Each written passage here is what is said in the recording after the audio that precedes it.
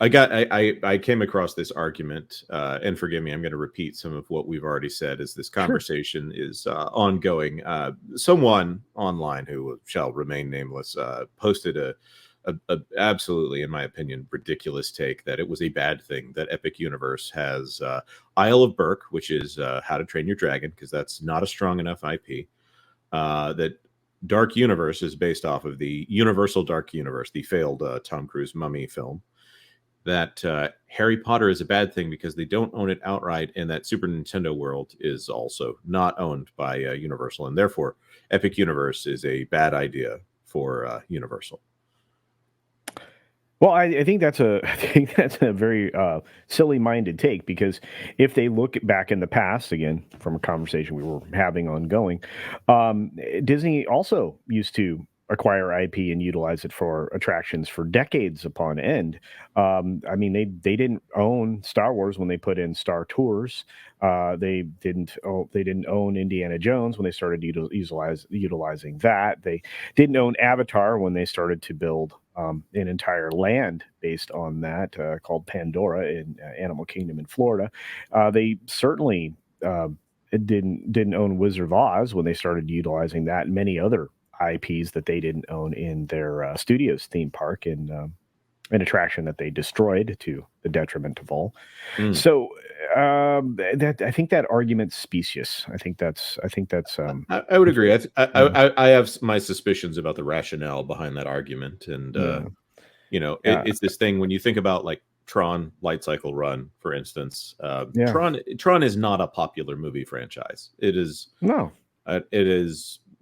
That being said, Tron Legacy is one of my favorite films. I wish that there was a special edition in which they updated the effects on Jeff Bridges' Clue character, but at the same time, that soundtrack is amazing. The aesthetic of those films are amazing. I understand why someone would build a theme park attraction based around Tron. It's not one of Disney's strongest IPs, but it's an excellent choice for a long roller coaster. Obviously, the one that we're talking about is only about a minute long, a little less than a minute long. 54 seconds if they stretch it.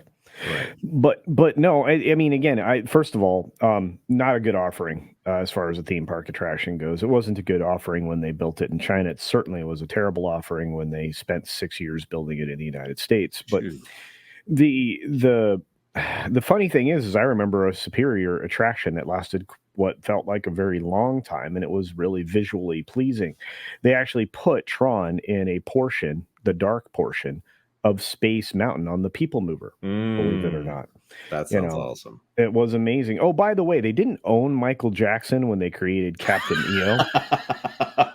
I didn't understand when I was little what a convergence of talent that was. It was right amazing. there. Think about all the people involved in that. I mean, just that moment in time. Yeah, George Lucas, Michael Jackson, Francis Ford Coppola, Angelica Houston. I heard Doug Benson was one of the dancers in there, by the way. You look at that now and you're like, that was so glorious. We'll never get that again. The level of creativity they borrowed from Star Wars, right?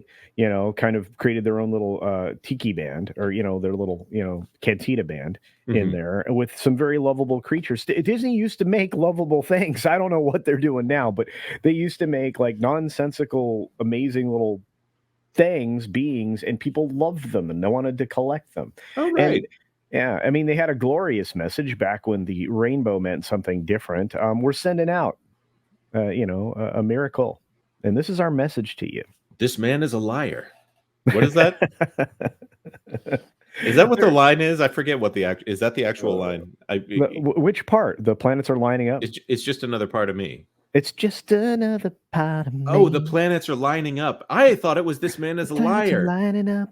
We'll see. That makes so much. See, the lyrics were always secondary for Michael Jackson stuff. He was like a high pitched James Brown. That's right.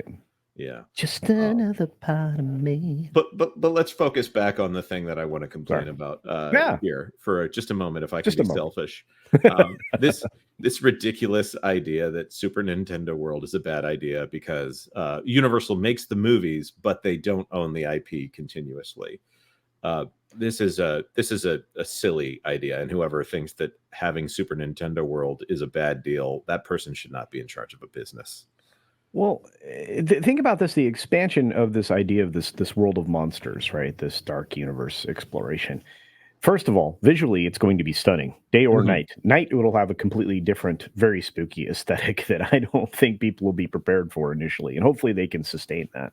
And they didn't, bring in any of the people currently working at Disney that try to get water effects correct. But we'll set that aside for now. I think it gives them an opportunity to reignite some of the things that they own because they own an awful lot, and this concept of Victoria Frankenstein and everything else. I mean, people are like, "Well, wait a minute." I'm like, "No, it's fine. This is a person related to Dr. Frankenstein." Right, they're not erasing the And original yeah, Dr. Victor and no way. Frankenstein.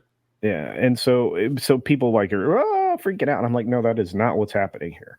But that's going to be glorious, and the How to Train Your Dragon thing, if again, maybe it's not the biggest IP, but I would argue, neither is Elemental or Inside Out or a whole lot of other things that they're trying to base future things on. Well, Moana is a huge IP for Disney right now. It's their largest movie on streaming, Right. arguably. Right. Maybe Encanto is higher up on that list, but tagging Moana's name on Journey of Water, I Journey don't know. around the water. Yeah, Journey in non-working water. Yeah. Yeah. That hasn't done much to actually help that. It's new and generally speaking, it's not that big of a draw for anybody. It's a little water thing there at the park. Well, I mean, I would liken it to the old maze that you used to be able to walk through in Disney World. Mhm. It's not. This isn't. This is a waste of time. This isn't even worth an outdoor mall that's built around a shopping complex, which is Mhm. all that Epcot has become now. It's a you.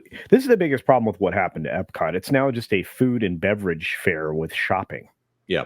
Yeah. and you pay And an exorbitant amount of money to get in there. Which and I'm like going, why? the adding of IPs has not really helped that park Well, that much. it's worked to their Yeah. detriment, to be Yeah. fair. So I mean, Dark Universe, obviously between Yeah. Universal and Disney, Universal does dark a lot better than Disney does. There's some villains things that are kind of interesting, but Universal is obviously known for their Halloween horror nights and their spooky stuff. I don't think they're going to go as heavy into the darkness as Halloween horror nights, but I already know that I've got some kids here that are interested in summoning the courage to go into that land. That's that little aspect of spookiness that little kids need to have in their life. The facing your fears. But they used to have that in Fantasyland, and they've done at their level best to remove the the darkness that's in fairy tales. I mean, Disney did that initially. I mean, let's be honest about the real stories, the real fairy tales Oh that used yeah, to exist. But I mean, Snow White's Scary Adventures is now Seven Dwarves Mine Train. It's not the same thing. yeah, You know, I'd agree with that. you took out a classic dark ride, and there are several reasons why they're dark rides. I mean, you hide a lot of warts and all. When in the dark, you can use some luminescent paint and other effects to great effect in the dark. But at the same time, there's a little bump around every hill, that you can get a little bit shocked and stunned at. It's part of the idea of the thrill. You don't need to Mhm. be on a roller coaster to be necessarily thrilled by an attraction or ride. You know, But and it does look like they have pretty that Starfall Racers that they have in Centennial Park there at Epic Universe yeah. looks great. Looks great. Well, think about their take on the classic carousel, and I know we're going to talk about this on that Park Place Live on Thursday. Mhm. But that carousel's basically creates its own multi-level experience. This is something that It's a great idea for a carousel. yeah, this is something that Disney used to do, innovate and innovate something that used to be just base level, a flat ride, right? Which is what a carousel is. And you have to have a certain amount of kinetics. This is a conversation I have in theme park design when anybody really wants to talk about these things. And for a lot of people, that's a boring conversation. But when it comes to theme parks, you have to have the kinetics at all level. You have to see motion. You have to hear sound. There has to be an experience that is at every level. Disney used to be the best at it because they would create a form of cacophony that wasn't carnival like. It was organized in a way that your brain could take it all in. You still, after 3 days at Disney, get the 1,000-yard stare because of the overload of stimulus. Oh But yeah. Yeah. But You at the go through same that. I mean, if you talk about Magic Kingdom, there's those archways before you get into Main Street USA, and you're seeing all those posters there. I realize that's like the curtain. That's yeah, right before the curtain goes up. The lights go down, mhm. and then you enter in, and you see the credits as you're going into the park. Yeah, It's with cinematic. it is, and that was the way it was established. And in fact, that was the entire conversation around the berm. The berm keeps the outside world out, and you enter, a place of wonder once you walk through the portals, however you want to describe it. The same thing is this is the same basic principle that has been introduced into this park, this new Epic Universe park, in the most glorious way. You are entering different portals. Mhm, These are different worlds. Separate yourself from what you just left and accept this new, mhm. right? So your big ask from theme park design, you know, perspective, your big ask is you agree to walk through here and accept this new reality.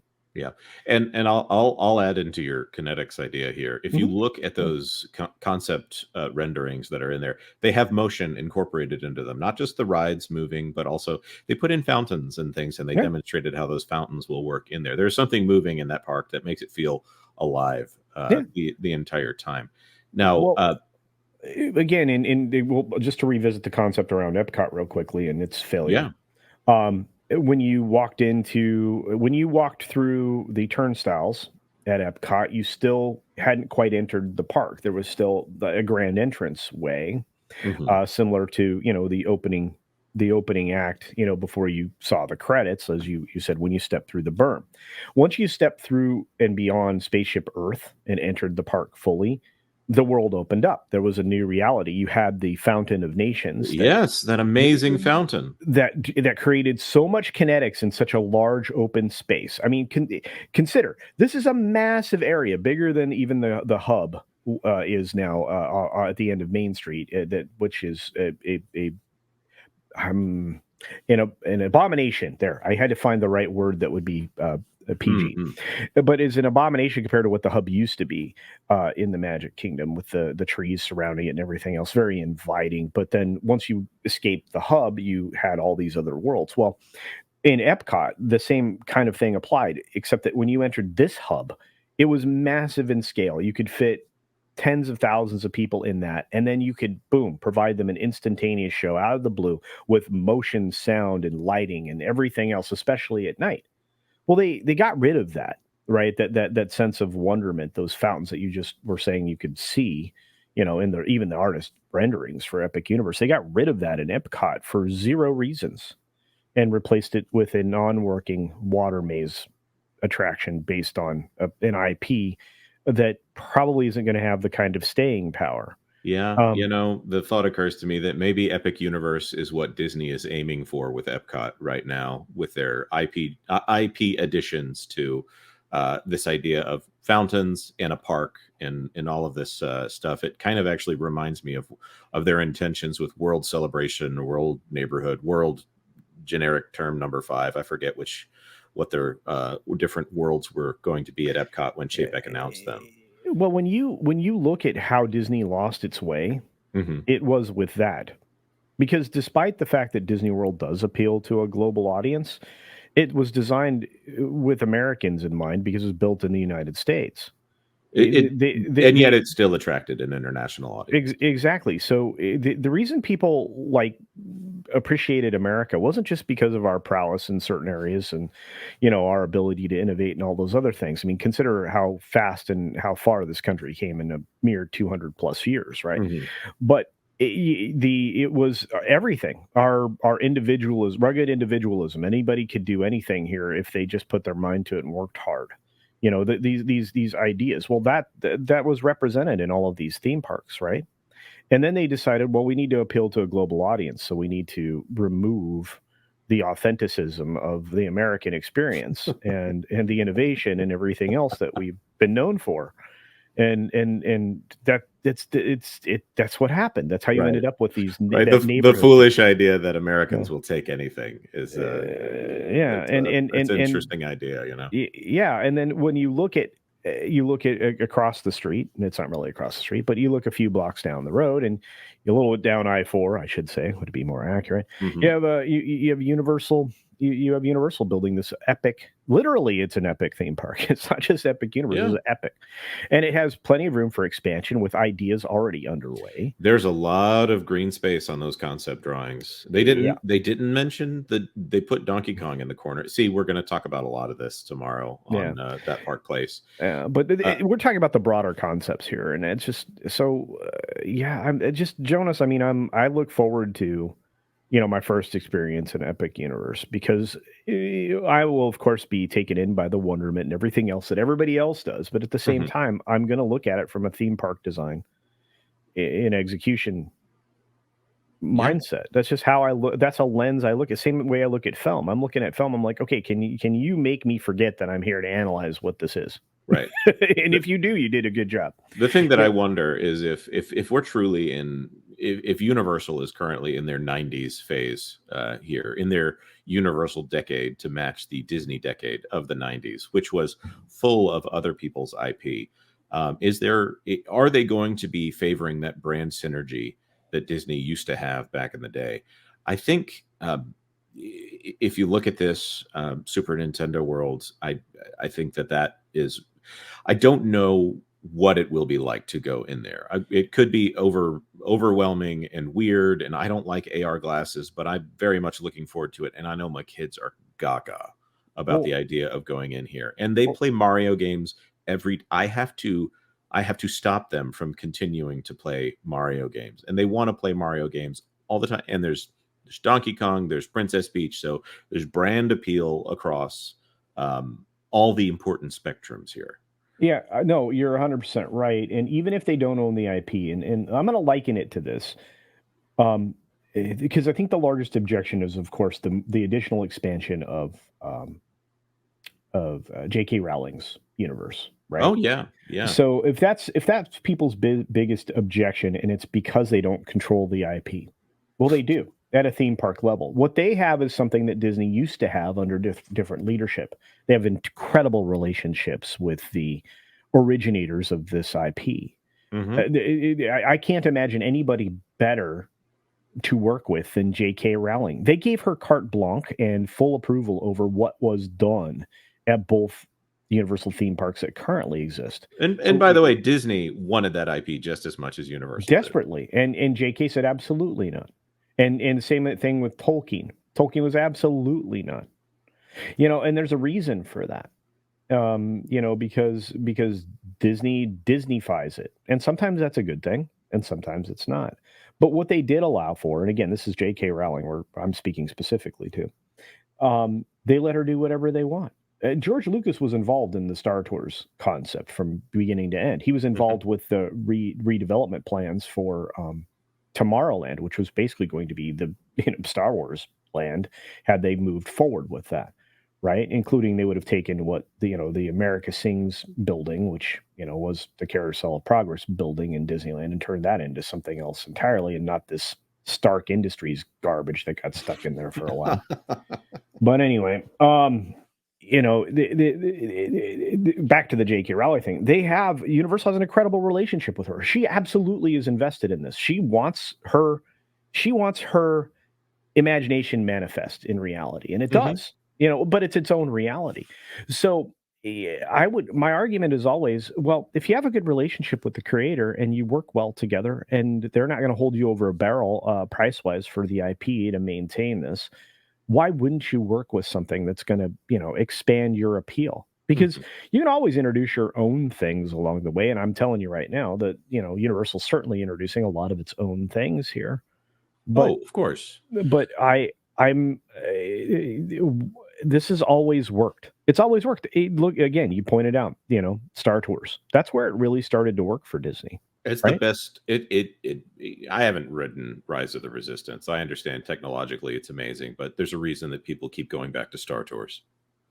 Yeah. I've Well, never. yeah, even when it wasn't a randomly selected adventure, right? Before Right. before they even had the technology to do that, and they started implementing it. Oh, they didn't need to do that. I mean, well, we can put some prequel stuff in here. Okay, you didn't have to because people Right. just kept loading up Because it into was a fun ride and a fun idea, and it was a rarity. And now we're overloaded with some of these IPs. In fact, well, there's a funny statement that I believe it's true that butterbeer sales alone were enough in the first year to pay for the Harry Potter expansions yeah, at Universal Studios. And by the way, I'm firmly of the idea that Universal Studios would be bare if it did not have Diagon Alley in it. And Diagon Alley is the best Potterland so far. And I doubt that Ministry of Magic at Epic Universe will be able to top it. But well, okay. they're really going to have to up their game. The Ministry of Magic ride, I'm hearing amazing things, and it sounds awesome. But if they can top the magic of Diagon Alley, I you know, I, I'm, they might I'm, get close. They might. okay. So Hogsmeade was really cool, but we Mhm. always knew what we were getting. A year or two down the road. Right. I've never been interested in visiting Hogsmeade though. Diagon Alley, however, oh, there's shops. Okay, well, There's Nocturne Alley. There's evil around the I corner. based on okay. All I'm going to tell you. Okay, is you're Disagree with me. It's fine. I'm not offended. no, it's just you are vastly underestimating what you're about to experience in Ministry of You might know more than I do on this one. I For me, Mystery of Magic, unless it's going to be Dumbledore and Voldemort fighting in the Ministry of Magic, which I will. I'm going to say my controversial thing because I know I'll get comments when I say it. The pinnacle of Harry Potter, the movies, is Dumbledore and Voldemort fighting in Order of the Phoenix in the Ministry of Magic. That is the pinnacle of the series to me, and everything else from there is downhill. yeah.